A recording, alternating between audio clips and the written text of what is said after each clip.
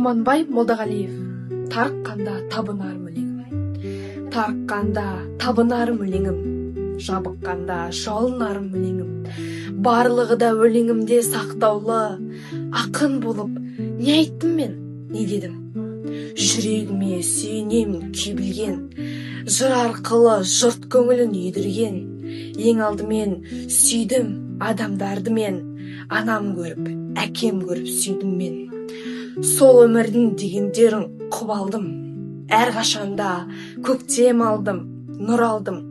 Жақсы көрем қатар жүрген достарды, табысына, шабысына қуандым. Көңілім деп ұқтым гүлді көк алды, өрге басар өмірімнен жол алды. Мен жамандық істегем жоқ ешкімге, қолдан келген жақсылығымды ел алды. Көктемдегі көгізендей тасимын, жалғыз ауыз жаман сөзден жасимын. Қат сөзге барғаным жоқ ешкіммен, тәт сөзге жебеушім деп басидым.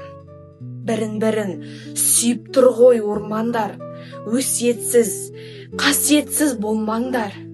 Ей адамдар, бір-біріңді қорғаңдар. Ей адамдар, бір-біріңді қолдаңдар.